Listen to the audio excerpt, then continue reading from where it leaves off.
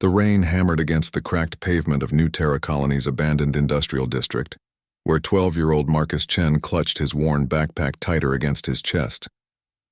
The supply run to the old storage facilities wasn't supposed to take this long, but the storm had forced him to take shelter under a collapsed overpass.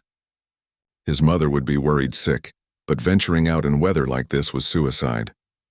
Thunder rolled across the sky, followed by a sound that made Marcus's blood freeze. It wasn't the rumble of the storm or the distant hum of the colony's generators. It was a low, haunting wail that seemed to come from the depths of space itself. The boy pressed himself against the concrete wall, listening as the sound grew closer, more desperate. Through the curtain of rain, a massive shadow moved between the skeletal remains of abandoned warehouses. Marcus held his breath as the shape resolved into something that belonged in the nightmares of every human child across the galaxy. The creature was enormous, easily 30 feet from snout to tail, with scales that had once gleamed like polished obsidian but now appeared dull and cracked. Its wings, torn and weathered, dragged uselessly behind it as it limped forward on legs that trembled with each step.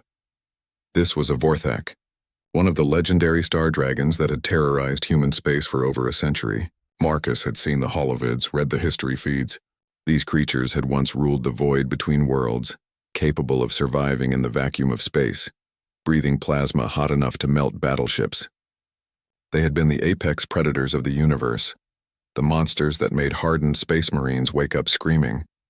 But this one looked nothing like the fearsome beasts from the stories. Its once mighty frame was gaunt, ribs visible beneath loose skin. Scars crisscrossed its hide, and one of its eyes was milky white with blindness. As it stumbled closer to Marcus's hiding spot, he could see that it was injured, a deep gash along its flank still seeping dark fluid. The dragon collapsed just 20 feet away, its massive head hitting the ground with a wet thud. For a moment, Marcus thought it was dead, but then he heard it again. That low, mournful sound. Not a roar of challenge or a hunting cry, but something far more heartbreaking. It was the sound of defeat, of hopelessness, of a once proud being reduced to crawling through the mud. Marcus knew he should run. Every instinct, every lesson drilled into him since birth screamed at him to flee. The Vorthak were enemies of humanity, killers who had destroyed entire colonies. But as he watched the creature struggle to lift its head, something else stirred in his chest. His mother worked in the colony's medical center, and she had always taught him that suffering was suffering, no matter what form it took. The dragon's good eye fixed on him, and Marcus felt his knees go weak. Even diminished, even broken, there was still an intelligence there that was ancient and profound. The creature made no move to attack, didn't even try to rise. Instead, it simply watched him with what Marcus could only describe as curious exhaustion. "You're hurt," Marcus whispered, surprised by the sound of his own voice. The dragon's head tilted slightly, and for a moment the boy wondered if it understood him. The Vorthak had their own language, a complex series of harmonic tones that could travel through space itself. But the colony's computers had cracked their communication protocols decades ago, and translation software had been standard since before Marcus was born. When the dragon spoke, its voice was like distant thunder, deep and resonant but somehow gentle. The words came through Marcus's comm unit, translated into standard human speech. Small one. "You should flee. I am dangerous." Marcus almost laughed at the absurdity of it. This creature who could barely hold up its own head, warning him away for his own safety. But there was no mockery in its voice, only a weary sadness that spoke of battles fought and lost, of a glory that had faded into myth. "You don't look dangerous right now," Marcus said, taking a tentative step closer. The dragon's eye tracked his movement, but it made no threatening gestures. "Appearances deceive," the creature replied, though its voice carried no conviction. "I have destroyed worlds, burned fleets. I am Vexihara, the Void Render, and my name was once spoken in fear across 1,000 systems." The name meant nothing to Marcus, but he could hear the pride that still lingered beneath the exhaustion. This wasn't just any Vorthak. This was one of their champions, their legendary warriors, the equivalent of a human admiral or general, reduced to bleeding in an alley on a backwater colony world. "What happened to you?" Marcus asked, his curiosity overcoming his fear. Vexhara's eye closed for a long moment, and when it opened again, there was something broken in its depths. "We were betrayed, not by enemies but by our own nature. We became too proud, too certain of our supremacy. And when the reckoning came, the dragon's voice trailed off, lost in memories too painful to voice. Marcus found himself moving closer, despite every rational thought in his head. The rain was starting to ease, but the dragon showed no signs of trying to get up. If anything, it seemed to be growing weaker. "Are you dying?" The question slipped out before Marcus could stop it. "Perhaps," Vexhara admitted. "I have not fed in many cycles. Not since—" Again, the dragon's words faded into silence. Marcus thought about the emergency rations in his backpack, the protein bars and water tablets meant to sustain him on long supply runs. They were designed for humans, but surely anything was better than starvation. He reached into his pack, his hand shaking slightly as he pulled out one of the bars. "I don't know if you can eat this," he said, holding out the wrapped bar, "but you're welcome to try." Vexhara stared at the offering for so long that Marcus began to wonder if the dragon had slipped into unconsciousness. When it finally spoke, its voice was barely a whisper. "You would feed me, knowing what I am?" Marcus looked into that ancient, weary eye and saw something he recognized from his mother's patience, the look of someone who had given up hope. "You're hurt and hungry," he said simply. "That's all I need to know." The dragon's massive head lowered until it rested on the wet pavement, and Marcus could swear he saw something that looked suspiciously like tears gathering in its good eye. "I do not understand your species," Vexhara murmured. "We studied you for so long, fought you for so many years. But this kindness in the face of old hatreds, we never understood it." Marcus unwrapped the protein bar and placed it on the ground within reach of the dragon's great maw. As he did, he realized that this moment would change everything, though he couldn't yet imagine how. He was just a boy offering bread to a fallen giant. But sometimes the smallest gestures echo across the universe in ways that reshape the very stars themselves. Vexahara's great maw opened slowly, revealing rows of teeth that could have sheared through starship hull plating. But when the dragon took the protein bar, it was with surprising delicacy, barely touching Marcus's fingers with lips that felt like warm leather. The ancient predator chewed thoughtfully, and for the first time since their encounter began, some of the tension seemed to leave its massive frame. "It tastes of hope," Vexhara said after swallowing, the translation carrying an odd harmonic that made Marcus's chest vibrate. "I had forgotten such a flavor existed." Marcus settled back against the concrete wall, no longer afraid but fascinated. His mother had always told him that every patient had a story, and something about this broken giant compelled him to listen. "You said you were betrayed by your own nature. What did you mean?" The dragon's good eye focused on something far beyond the ruined landscape around them, seeing across vast distances and eons of time. When Vexhara spoke, it was with the weight of history itself. "Long ago, when your species still crawled in the mud of your birth world, we ruled the void. The Vorthak dominion stretched across 7 spiral arms, and no force in the universe could challenge our might. We were born in the hearts of dying stars, forged in cosmic radiation, shaped by the very forces that created galaxies. We needed no ships, no technology. Space itself was our domain." Marcus tried to imagine it. Vast dragons soaring between stars, their wings catching solar winds, their breath capable of igniting planets. It sounded like something from the old myths, too incredible to be real, yet here was living proof before him. "We were not evil, as your histories claim," Vexhara continued. "We simply were. A storm is not evil when it destroys a city. A nova is not malicious when it burns away worlds. We existed as we had always existed, taking what we needed, going where we pleased. The universe was our hunting ground, and all other life forms were merely prey." The dragon paused, a shudder running through its massive form. "But then your kind reached the stars. At first you were nothing to us. Tiny creatures in metal shells barely worth noticing. We destroyed your first colonies not out of malice, but because they were simply in our way. Like stepping on insects while walking through a garden." Marcus felt a chill that had nothing to do with the rain. The casual dismissal of human life, the comparison to insects, should have filled him with rage. But there was something in Vexhara's voice that suggested the dragon now understood the weight of those words. "You should have remained insects," the dragon whispered. "It would have been easier for us all. But humans are not content to be prey. You fought back with a ferocity that surprised us, not with claws or fangs or plasma breath, but with something we had never encountered before. You fought with your minds." Vexhara struggled to lift its head higher, as if the memory demanded more dignity. We had ruled for eons through pure physical dominance. We were faster, stronger, more resilient than any other species we had encountered. But you tiny creatures began to do something we thought impossible. You learned from your defeats. Marcus had studied the Dragon Wars in school. Though the curriculum had focused mainly on human heroism and tactical victories, he had never heard the conflict described from the Vorthak perspective, never considered that the dragons themselves might have been learning too. Every ship you lost taught you something new. Every colony we burned became a lesson in our weaknesses. You studied our flight patterns, analyzed our hunting behavior, dissected our fallen to understand our biology.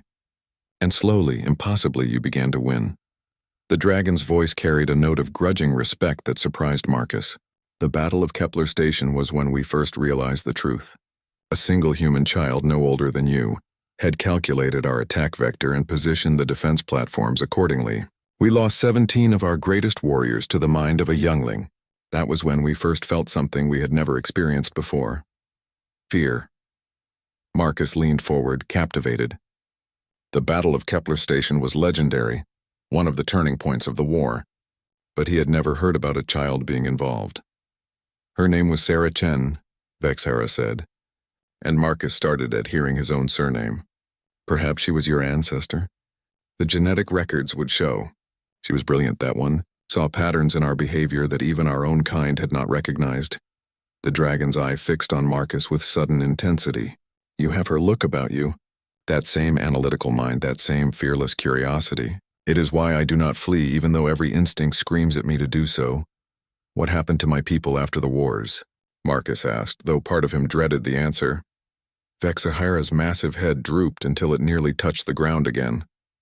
We tried to adapt, to fight as you fought, with cunning instead of merely strength. But we were too set in our ways, too proud to truly change. The war dragged on for decades, and with each passing year more of us fell to human ingenuity. The dragon's voice dropped to barely above a whisper.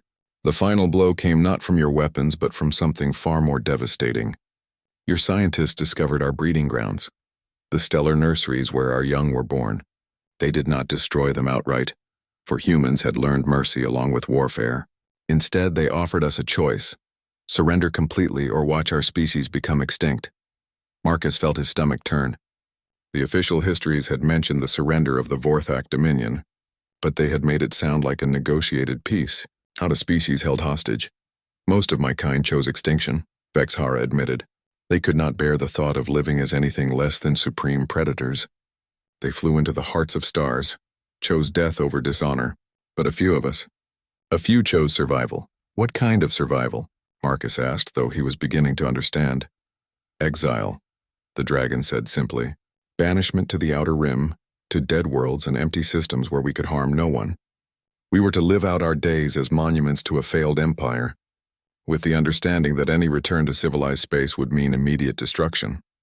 Vexhara's eye closed, and when it opened again, it was filled with a pain deeper than any physical wound. For 300 years I have wandered the void, watching my kind dwindle, watching the loneliness drive others to madness or suicide.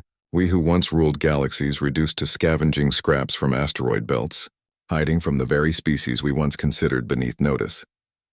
Marcus reached into his pack and pulled out another protein bar, placing it within reach of the dragon's maw. The gesture seemed small, inadequate in the face of such cosmic tragedy. How did you end up here? He asked gently. Desperation, Vexhara replied, accepting the offered food with visible gratitude. My ship. Yes, we learned to build ships, though we hated every moment of our dependence on technology. Failed in the outer system. I managed to reach this world before it died completely, but the landing was uncontrolled. The dragon gestured weakly at its torn wing and wounded flank. I have been here for many cycles, growing weaker, waiting for death. Until today, I had not seen another intelligent being in over 50 years. Marcus felt something shift inside his chest, a weight settling there that he knew he would carry for the rest of his life. This creature before him was not just an individual suffering, but the last remnant of an entire civilization. A living piece of galactic history, alone and forgotten on the edge of human space. You don't have to be alone anymore, Marcus said quietly. Vexhara stared at him for a long moment. And when the dragon spoke again, its voice carried wonder. You continue to surprise me, little one. Your ancestor taught us to fear human intelligence. But you are teaching me to hope for human compassion. The storm had passed by the time Marcus's mother found him 3 hours later, her medical scanner beeping frantically as she rounded the corner of the collapsed overpass. Dr. Elena, Chen stopped dead in her tracks when she saw her son sitting cross-legged beside the massive form of Vexhara, casually sharing what appeared to be his emergency water supply. Marcus, she whispered, her voice tight with controlled panic. Step away from that creature. Very slowly. Marcus looked up at his mother with the kind of patience that only children possess when they know adults are about to overreact.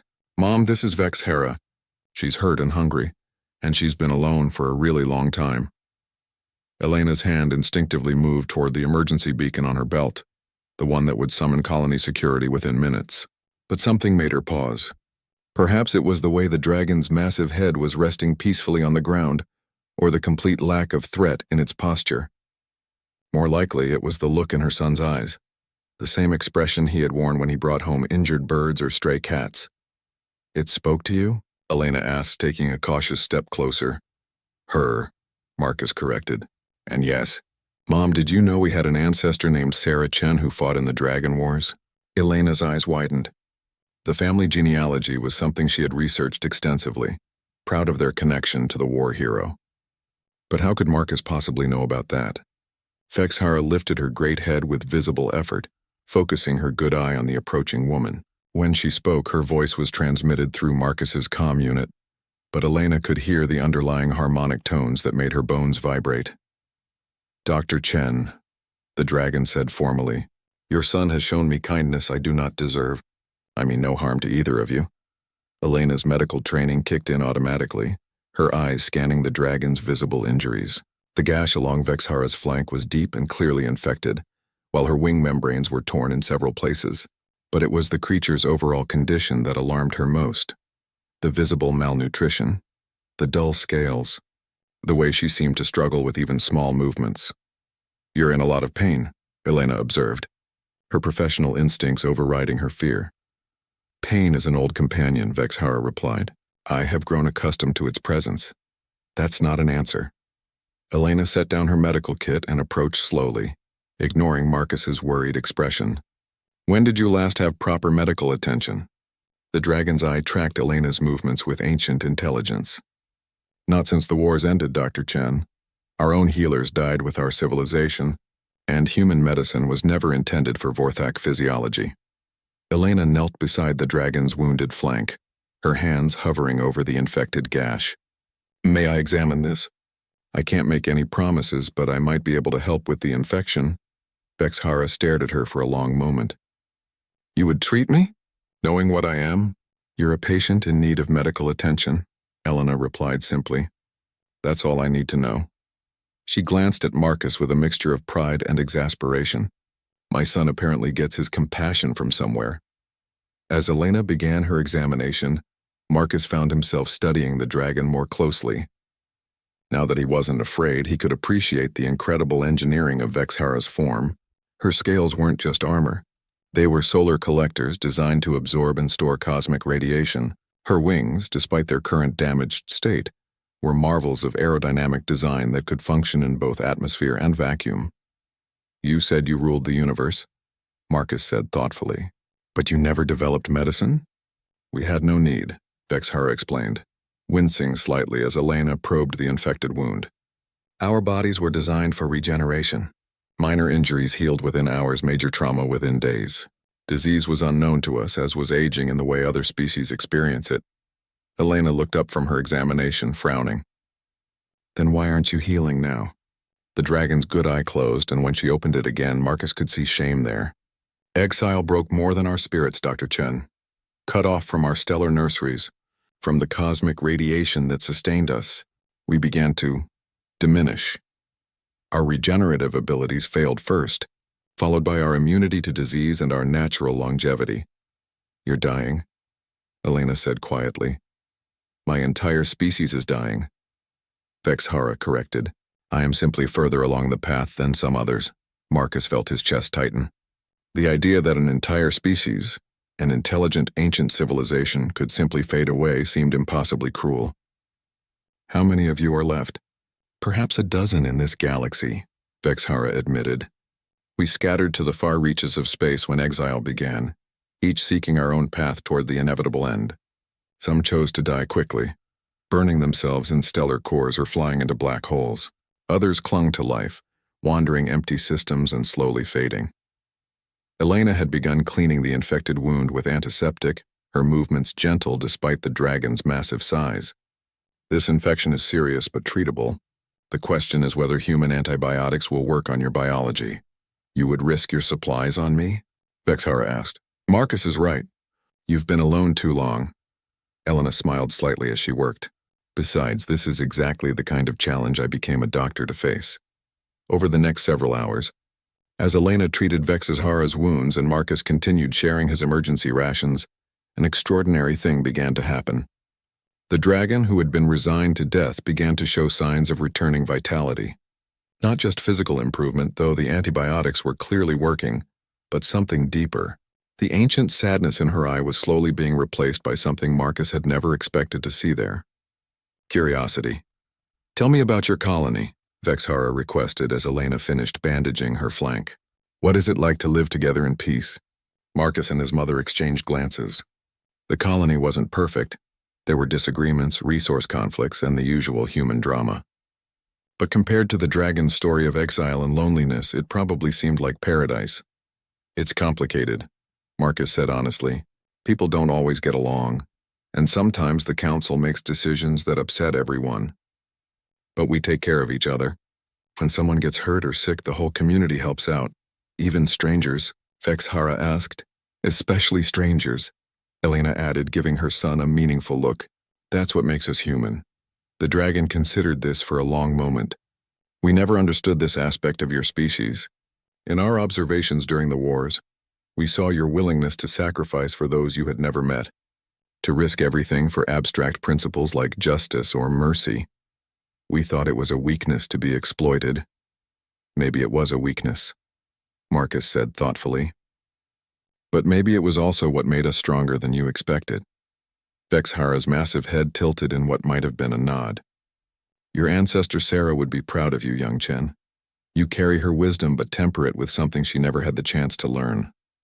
What's that? Forgiveness, the dragon said simply. As the day began to fade into evening, Marcus realized that something fundamental had changed.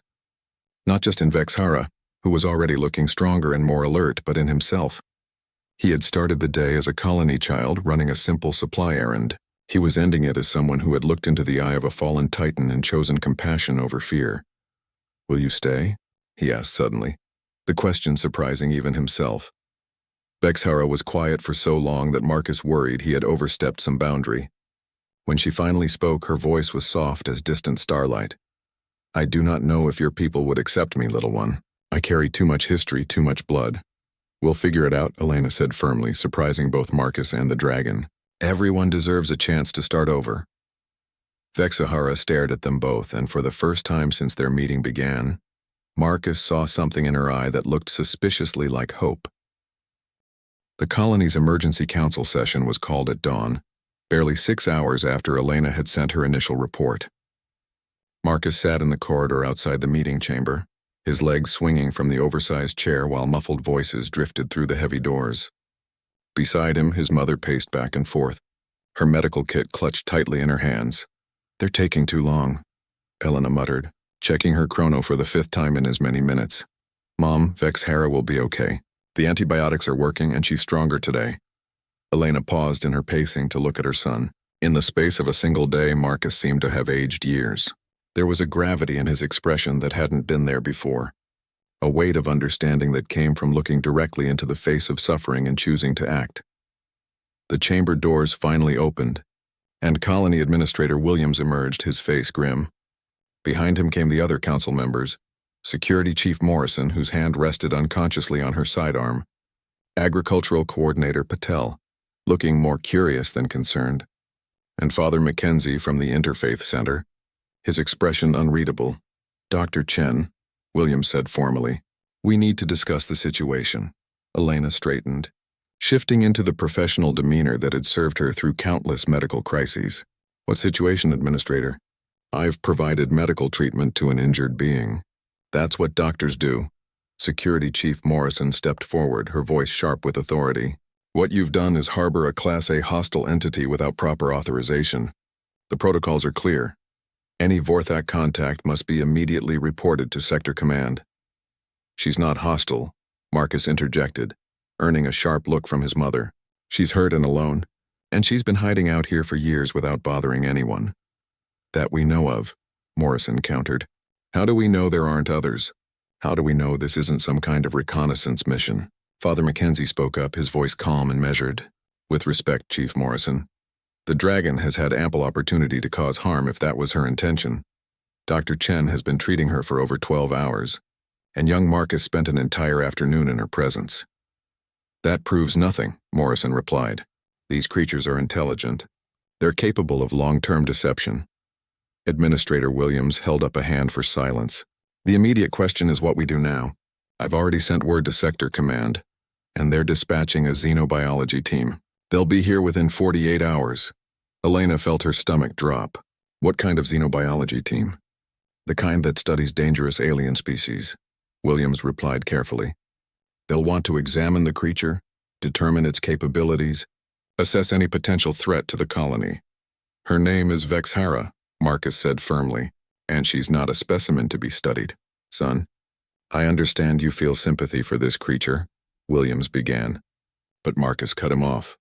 Do you know what the last words of the Vorthak Empire were? The boy asked, his voice carrying an authority that seemed impossible coming from someone so young. They were, "We choose extinction over submission." Most of her people flew into stars rather than live under human rule. But a few chose differently. They chose to try to find a way to coexist. Administrator Williams frowned. How do you possibly know that? Because I listened to her story instead of being afraid of her teeth, Marcus replied. She's been alone for 300 years. 300 years. Can you even imagine that? Agricultural Coordinator Patel spoke for the first time since leaving the chamber. In my culture, we have a concept called Atithi Devo Bhava. The guest is God. It means that anyone who comes to your door seeking help should be treated with respect and kindness, regardless of who they are. That's a beautiful sentiment, Morrison said dryly. But it doesn't address the security concerns. What security concerns? Elena asked. She's malnourished, injured, and hasn't shown the slightest sign of aggression. If anything, she's been remarkably patient with our suspicion and fear. Father Mackenzie nodded slowly. I've been thinking about this situation in theological terms. The concept of redemption is central to most human belief systems. If we deny the possibility of redemption to others, what does that say about our own capacity for growth and change? Morrison's expression hardened. With all due respect, Father, theology is a luxury we can't afford when dealing with potential threats. My job is to protect this colony, and I can't do that if we're harboring creatures that could turn hostile without warning. She's dying, Elena said quietly, the words carrying a weight that silenced the entire group. The exile didn't just separate the Vorthak from their territory. It cut them off from the cosmic radiation they need to survive. Their entire species is slowly fading away. Vexhara isn't a threat to anyone. She's a refugee from a dying civilization. Administrator Williams was quiet for a long moment, clearly wrestling with competing priorities. Even if that's true, Dr. Chen, it doesn't change the legal situation. The Vorthak Accords are still in effect. Any contact with surviving dragons must be reported to the proper authorities. And then what? Marcus asked. They take her away to some lab where she dies alone while scientists poke at her? That's not justice. That's not even revenge. That's just cruelty. The adults exchanged uncomfortable glances. None of them had expected to face a moral crisis of this magnitude when they'd signed up for colony life. The Vorthak were supposed to be ancient history, a chapter closed by treaties and exile. There is another option, Father Mackenzie said slowly. We could request refugee status for her. Morrison snorted. Refugee status? For a dragon? Why not? Patel asked, warming to the idea. The legal framework exists. If she's truly a survivor of a dying species, seeking sanctuary in human space, there are precedents. No precedents for Vorthak, Williams pointed out. Then maybe it's time to set one, Elena said firmly. The war's been over for 3 centuries. At some point, we have to decide whether we want to be defined by our past conflicts or by our potential for something better. Administrator Williams looked around the group, clearly feeling the weight of a decision that could affect not just their small colony, but potentially the entire relationship between humans and the surviving dragons. The xenobiology team will be here in 2 days. Until then, Dr. Chen, you may continue providing medical treatment under strict observation, but I want security protocols in place and absolutely no unauthorized contact with the creature. Her name, Marcus said again, is Vexhara. Fine, Williams replied tiredly. No unauthorized contact with Vexahara. As the council members dispersed, Elena put her hand on Marcus's shoulder. You did good in there, sweetheart. Standing up for what you believe in even when the adults are being cautious. Marcus looked up at his mother with eyes that seemed far too old for his face. Mom, what if the xenobiology team decides she's too dangerous? What if they want to eliminate her? Elena was quiet for a moment, considering how to answer honestly without frightening her son. Then we'll cross that bridge when we come to it. But Marcus, you've started something here. You've made people think about questions they never expected to face. That matters, even if we can't control all the outcomes. I need to go see her, Marcus said suddenly. She'll be wondering what's happening, why we haven't come back. Security protocols, Elena reminded him gently. Then come with me. You're her doctor, right? Medical visits are authorized. Elena smiled despite herself. You're going to be trouble when you grow up, aren't you? I hope so, Marcus replied seriously. The world needs more trouble if it's the right kind. As they made their way back toward the industrial district where Vexhara waited, Elena found herself thinking about the conversation they'd just left behind. The adults were focused on protocols and procedures, on managing risk and following established rules. But Marcus had seen something different, an opportunity to choose compassion over fear, growth over stagnation. The question that remained was whether the rest of humanity was ready to make the same choice. Vexhara was stronger when they found her, no longer lying prone but sitting upright with her massive head turned toward the sky. Her good eye tracked the movements of the colony's transport ships as they crossed between the industrial complex and the main settlement, and Marcus could see her watching with the calculated gaze of someone who had once been a predator. You returned, she said as they approached, though her attention remained fixed on the sky. I was beginning to wonder if your council had decided to eliminate the problem I represent. Elena set down her medical kit and began checking the dragon's bandages. They're still debating that option. A xenobiology team is coming from Sector Command. Ah, Vexhara said softly, to study the last museum piece before deciding its fate. Marcus settled down in his usual spot beside the dragon's massive head. Over the past day, they had developed an easy comfort with each other that seemed to transcend the vast differences in their species. Tell me about the others, the dragons who are still alive.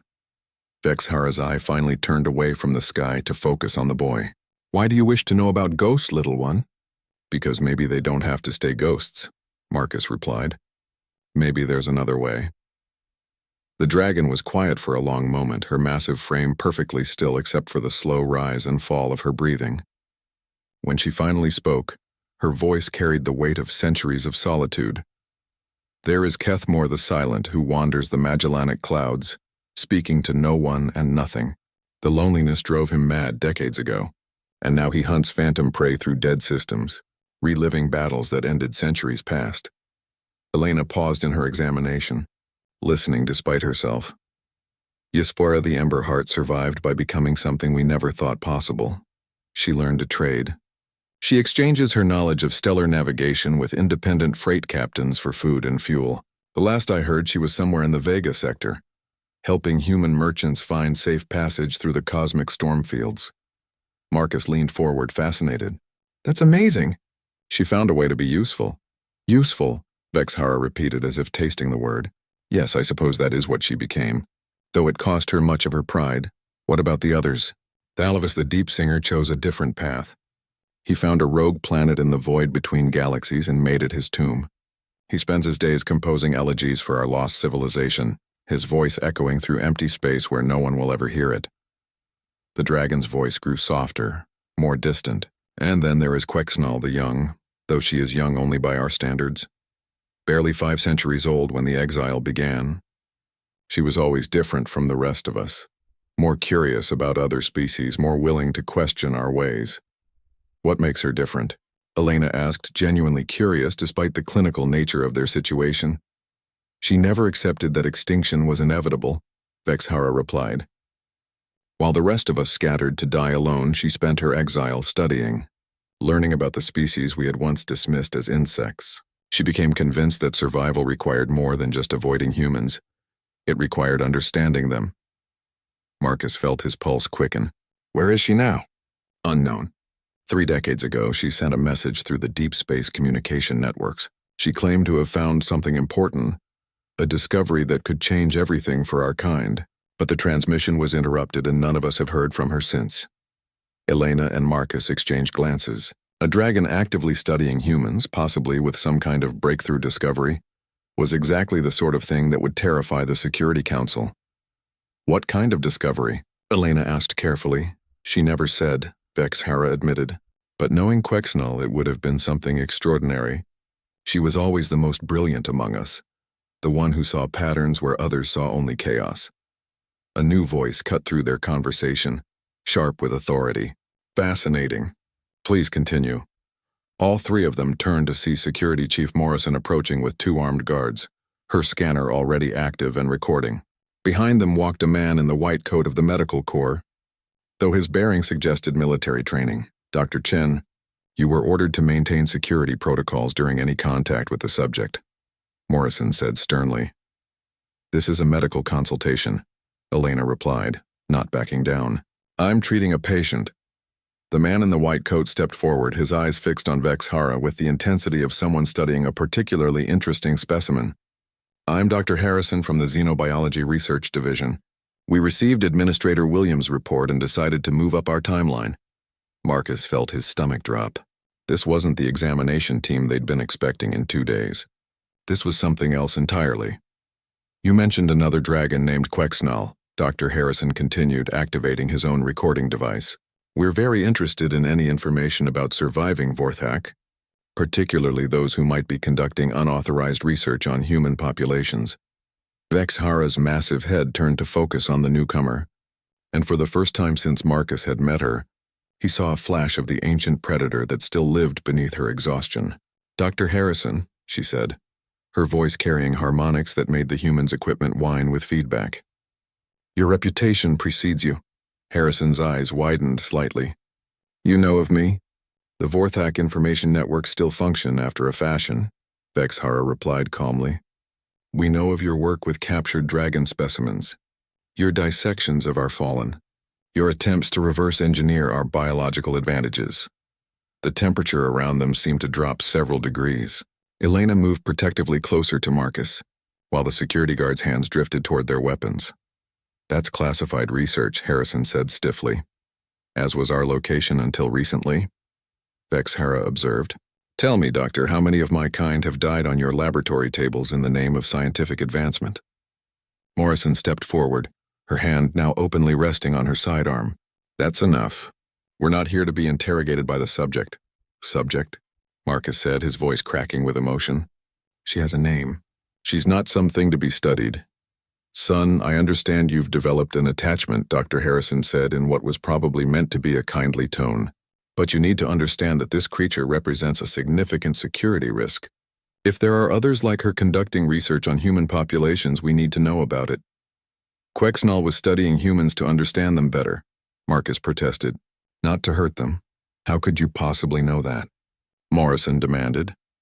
Marcus looked between the adults, seeing the fear and suspicion in their faces, then back at Vexhara. The dragon's ancient eye met his, and he saw something there that surprised him. Not anger or defiance, but a quiet sadness that spoke of expectations confirmed. Because I listened to her, Marcus said quietly, really listened. And I learned something that apparently none of you have figured out yet. What's that?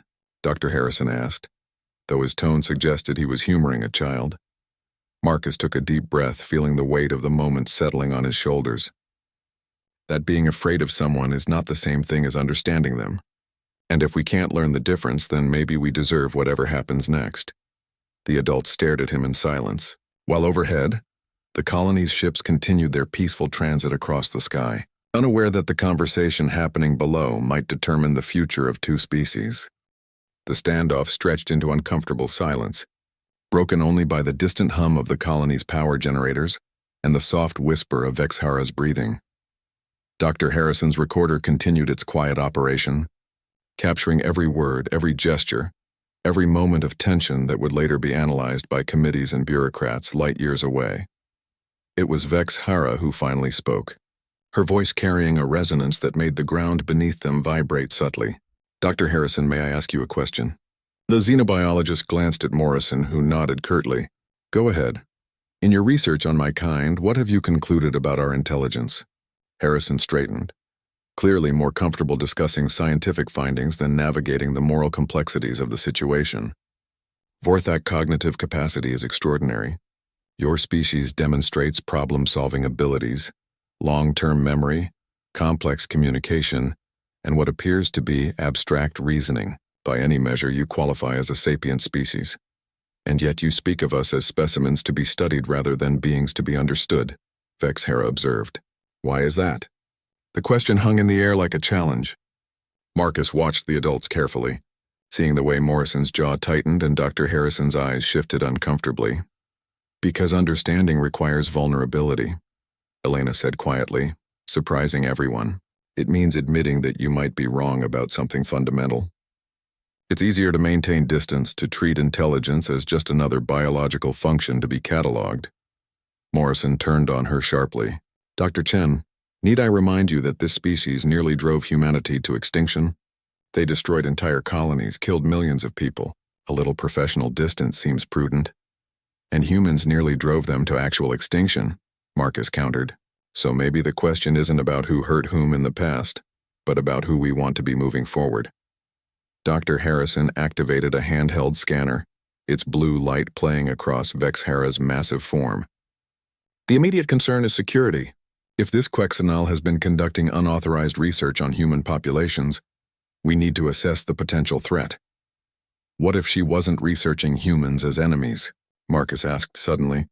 "What if she was trying to figure out how to coexist?" "That's a lovely theory, son, but—" Morrison began. "It's not a theory," Vexhara interrupted, her voice carrying a note of something Marcus had never heard before. Hope, perhaps, mixed with long-suppressed excitement. "Quexenal's final transmission. I never told you what she actually said." The adults leaned forward despite themselves. Even Harrison lowered his scanner. "She said she had found the answer. Not to defeating humans, but to joining them." Vexhara's good eye fixed on Marcus with an intensity that made his chest tight. "She claimed to have discovered what she called the compatibility protocol, a way for Vorthak to survive without cosmic radiation by forming symbiotic relationships with other species." "Symbiotic how?"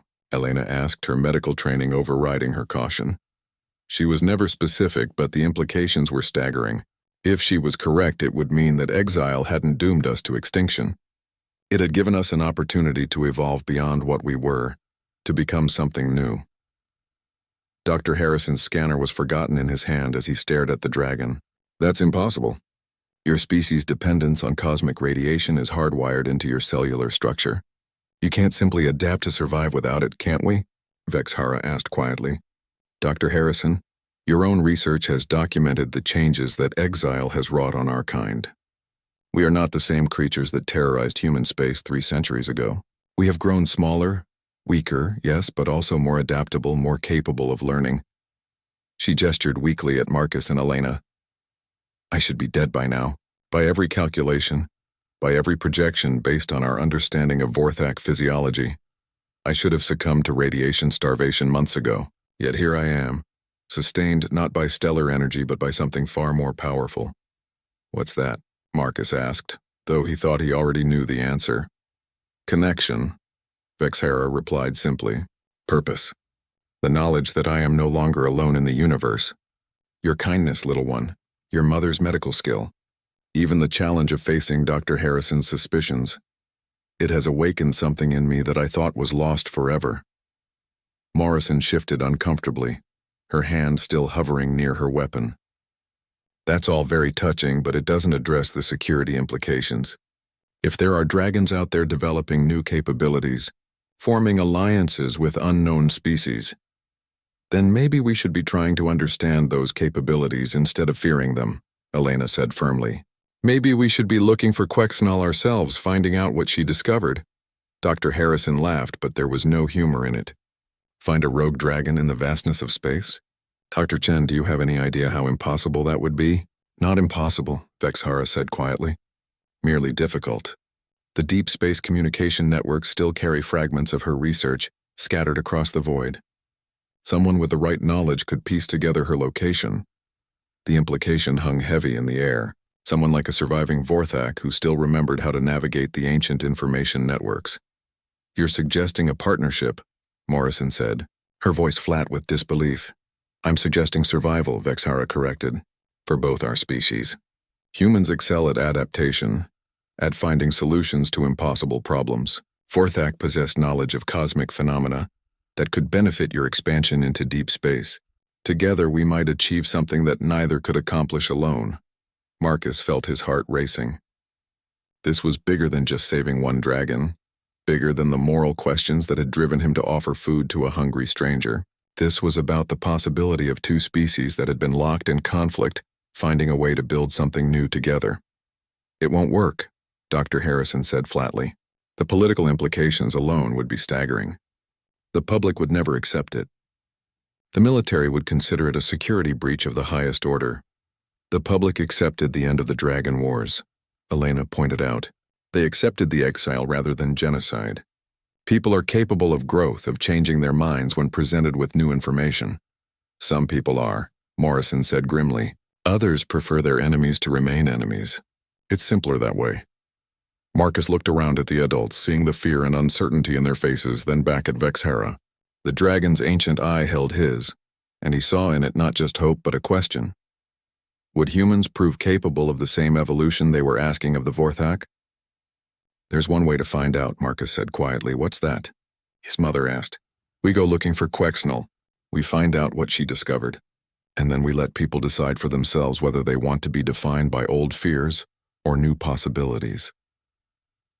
The silence that followed was broken by the distant sound of atmospheric craft approaching, more ships than the usual colony traffic, moving with the purposeful formation of a military escort. Dr. Harrison checked his communicator and smiled grimly. That would be Admiral Reyes with the full xenobiology team. I'm afraid the decision may be out of our hands now. But Marcus wasn't looking at the sky. He was looking at Vexhara, seeing something new in her expression. For the first time since they'd met, the ancient dragon looked ready to fight. The military transport settled onto the colony's landing pad with the heavy precision of ships built for war rather than exploration. Admiral Sarah Reyes emerged from the lead vessel, her uniform bearing the distinctive ribbons of the Dragon Wars veteran. Behind her came a full xenobiology team, armed security personnel, and enough equipment to establish a field research station. Marcus watched from the colony's observation deck as the deployment unfolded, his stomach tight with anxiety. Beside him, Vexhara had insisted on coming despite her injuries, her massive form barely fitting through the freight elevator that had brought them up from the industrial district. The dragon's presence in the colony proper had caused quite a stir, with curious colonists gathering at a respectful distance to catch glimpses of living history. Admiral Reyes, Dr. Harrison's voice crackled through the comm system as he greeted the new arrivals. Thank you for the rapid response. The situation is more complex than my initial report indicated. It always is with dragons, came the Admiral's crisp reply. Where is the subject? Marcus winced at the word, but Vexhara's reaction surprised him. Instead of the resigned sadness he'd come to recognize, there was something sharp and calculating in her ancient eye. She knows, the dragon murmured, her voice too low for the recording devices to pick up. Knows what? Marcus whispered back. Admiral Reyes, I remember her now. She was a lieutenant during the final negotiations, present when the exile terms were established. She was one of the few humans who spoke against the more punitive measures some wanted to impose.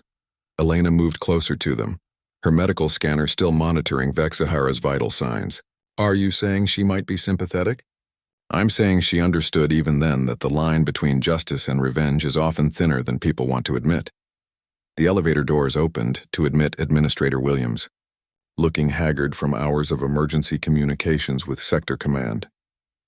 He was followed by the Admiral herself, a compact woman whose gray hair and lined face spoke of decades spent making impossible decisions. Admiral Reyes stopped when she saw Vexhara, her expression unreadable. For a long moment the two studied each other, the human who had helped end an interstellar war, and the dragon who had survived its aftermath. "Vexhara the Voidrender," the Admiral said finally, her voice carrying formal recognition. "I remember your name from the tactical briefings. You were one of their primary strategists." "Admiral Reyes," Vexhara replied with equal formality. "I remember your questions during the exile negotiations. You asked what would happen to the survivors, whether we had any chance of adaptation." "I did. The answer we received was that adaptation was impossible for your species, that exile was a gentler form of the extinction you seemed determined to choose anyway." Vexhara's massive head tilted slightly. Perhaps the experts were wrong. Admiral Reyes approached slowly, her hands visible and empty. Unlike Dr. Harrison, she carried no scanners, no recording devices. "Dr. Harrison's report suggests you've been sharing information about other survivors. That concerns my superiors. It should concern them," Vexhara agreed, "but perhaps not for the reasons they think." Marcus watched the exchange with fascination. This wasn't the interrogation he'd feared, but something more like a negotiation between equals. "Admiral," Elena said carefully, "we believe there may be an opportunity here, not just for peaceful contact, but for genuine cooperation." "Explain." Elena looked at Marcus, who nodded encouragingly. "Tell her about Quexnal's discovery." Over the next hour, Vexhara shared everything she knew about her fellow survivors' research. Admiral Reyes listened without interruption, occasionally asking pointed questions that demonstrated both her tactical acumen and her genuine interest in the implications. "Symbiotic evolution," the Admiral mused when Vexhara finished. "The idea that two species could adapt to support each other's survival rather than competing for resources. It's not unprecedented," Elena added. "Earth's history is full of symbiotic relationships that benefited all parties. Humans and gut bacteria, flowering plants and pollinators, cleaner fish and their hosts. But nothing on the scale you're suggesting," Admiral Reyes pointed out. "The integration of two sapient species would require unprecedented cooperation and trust." "Which is exactly why it might work," Marcus said suddenly, drawing surprised looks from the adults. "Nobody expects it. Nobody's prepared to fight against something they can't imagine." Administrator Williams, who had been quiet throughout the discussion, finally spoke up. "Admiral, what are your orders regarding the subject?" "Vexhara," Marcus corrected firmly, and was surprised when the Admiral nodded. "My orders," Admiral Reyes said slowly, "are to assess the potential threat and recommend appropriate action. But orders are just the beginning of any good mission. The execution requires judgment." She turned to face the observation window, looking out at the colony where humans went about their daily lives, unaware that their future might be decided in this very room. "Dr. Chen, you mentioned the possibility of finding this Quexnal. How would that work?" Elena looked at Vexhara, who responded with something that might have been a smile. The deep space communication networks still carry fragments of her research data. With the right equipment and knowledge of Vorthak data encoding, it would be possible to trace the transmission paths back to their source. "And you have this knowledge?" "I do, but I would need access to a long-range communications array and time to decode the information streams." Admiral Reyes was quiet for a long moment, clearly weighing options that would affect far more than just their small colony. "There is a research station in the outer system, equipped with the kind of arrays you'd need. It's also isolated enough that we could conduct this search without drawing unwanted attention." Marcus felt his pulse quicken. "You're going to help her?" "I'm going to help us find out if there's a future worth building," the Admiral replied. "But understand, all of you, that this is uncharted territory. If we're wrong, if this turns out to be a security threat rather than an opportunity, the consequences will be severe." Vexhara lifted her massive head with visible effort. "Admiral, for 3 centuries my kind has wandered the void, waiting for death. If there is a chance, any chance, that we can contribute something meaningful to the universe before we fade away, then the risk is acceptable. Even if it means trusting the same species that drove you into exile." "Especially then," Vexhara said, her good eye finding Marcus. This child offered bread to his enemy without knowing if I would devour him for his kindness. If he can show such courage, perhaps an old dragon can find the strength to hope again. Admiral Reyes looked around the room, her gaze taking in each face, measuring resolve and commitment. Finally, she activated her communicator. Harrison, prepare the research station for an extended mission. We're going to try something that's never been attempted before. Admiral, is that wise? Dr. Harrison's voice crackled through the comm with obvious concern. Wisdom is a luxury we can't afford, Admiral Reyes replied. Sometimes you have to choose between the safe path and the right path. Today we're choosing the right path. As the adults began discussing logistics and preparations, Marcus found himself standing beside Vexhara's massive head. The dragon's ancient eye turned toward him, and he saw in it something that had been absent when they first met. Thank you, little one, she said quietly. For what? For seeing what I could be instead of what I was. For believing that even old enemies can learn new songs? Marcus smiled, feeling older and younger at the same time. What happens now? Vexhara looked out at the stars beginning to appear in the darkening sky. Now we go looking for answers. And perhaps if we are very lucky, we find something better than either of our species dared to dream. Outside, the colony continued its quiet rhythm, unaware that a boy's simple act of kindness had set in motion events that would ripple across the galaxy. In the void between stars, ancient communication networks carried fragments of hope toward distant worlds, while somewhere in the darkness a dragon named Quexenal waited with discoveries that could reshape the universe itself. The age of exile was ending, and the age of possibilities was about to begin.